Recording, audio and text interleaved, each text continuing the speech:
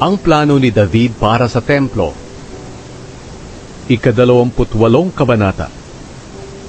Ipinatawag ni Haring David sa Jerusalem ang lahat ng opisyal ng Israel, ang mga opisyal ng mga lahi, ang mga komander ng bawat grupo ng mga sundalo na naglilingkod sa hari, ang iba pang mga komander ng libo-libo at daan-daang sundalo, ang mga opisyal na namamahala sa lahat ng ari-arian at mga hayop ng hari, at ng kanyang mga anak, ang mga opisyal ng palasyo, ang mga makapangyarihang tao, at ang lahat ng mahuhusay na sundalo. Nang nagtitipon na sila, tumayo si David at sinabi, "Makinig kayo, aking mga kapatid at tauhan. Gusto ko sanang magpatayo ng templo para paglagyan ng kahon ng kasunduan ng Panginoon na ating Diyos, upang magkaroon ng tuntungan ang kanyang mga paa. At nakapagplano na ako para sa pagpapatayo nito. Pero sinabi ng Diyos sa akin, hindi ikaw ang magpapatayo ng templo para sa karangalan ng aking pangalan. Dahil isa kang sundalo at marami kang napatay. Ngunit sa kabila nito, pinili ako ng Panginoon, ang Diyos ng Israel, mula sa aming pamilya na maging hari ng Israel magpakailanman. Pinili niya ang lahi ni Huda bilang pinuno ng mga lahi. At mula sa lahing ito, pinili niya ang aking pamilya. At mula sa aking pamilya, ikinalugod niya ang pagpili sa akin bilang hari ng buong Israel. Binigyan niya ako ng maraming anak na lalaki.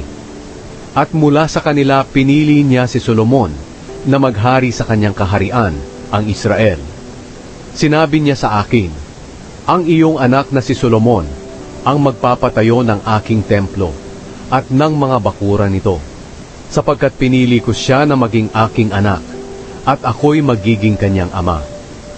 At kung patuloy siyang susunod sa mga utos ko at tuntunin gaya ng ginagawa niya ngayon, paghahariin ko ang kanyang angkan magpakailanman. Kaya ngayon inuutusan ko kayo sa harap ng lahat ng Israelita, ang mga mamamayan ng Panginoon, at sa presensya ng ating Diyos, na maingat niyong sundin ang lahat ng utos ng Panginoon na inyong Diyos. Kung gagawin niyo ito, patuloy na kayo ang magmamay-ari ng magandang lupaing ito, at ipamamana ninyo ito sa inyong mga angkan, magpakailanman. At ikaw, Solomon na anak ko, kilalanin mo at paglingkuran ang Diyos ng iyong ama, ng buong puso mo at isip, dahil nakikita ng Panginoon ang bawat puso ng tao, at nalalaman niya ang ating layunin at pag-iisip. Kung dudulog ka sa Kanya, tutulungan Kanya, pero kung tatalikod ka sa Kanya, itatakwil Kanya magpakailanman. Kaya pag-isipan mo itong mabuti. Pinili ka ng Panginoon para ipatayo ang templo, para roon siya sambahin. Magpakatatag ka at gawin mo ang gawaing ito. Pagkatapos, ibinigay ni David kay Solomon ang lahat ng plano sa pagpapatayo ng templo at ng mga balkonahin nito, mga gusali, mga bodega, mga silid sa itaas, mga silid sa loob, at ang pinakabanal na lugar na kung saan pinapatawad ang mga kasalanan ng mga tao.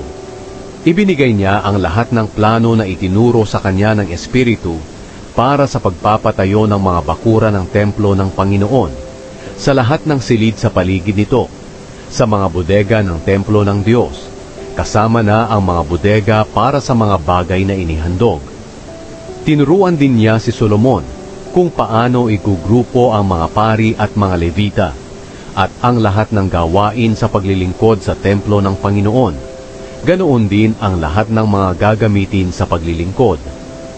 Itinuro rin niya kung gaano karaming pilak at ginto ang gagamitin sa paggawa ng mga gamit na ito, sa mga ilawang ginto at mga lagayan nito, sa mga ilawang pilak at mga lagayan nito, sa mga mesang ginto kung saan ilalagay ang tinapay na inihahandog sa Diyos, sa mesang pilak, sa mga malaking gintong tinidor, sa mga mangkok at mga pitsen, sa mga platong ginto at pilak, at sa gintong altar na pagsusunugan ng insenso. Tinuruan din ni David si Solomon kung paano gawin ang gintong kerubin na nakalukob ang mga pakpak sa itaas ng kahon ng kasunduan ng Panginoon. Sinabi ni Haring David, ang mga planong ito ay isinulat ayon sa gabay ng Panginoon. At tinuruan niya ako kung paano gawin ang lahat ng ito. Sinabi rin ni David sa anak niyang si Solomon, magpakatatag ka at magpakatapang.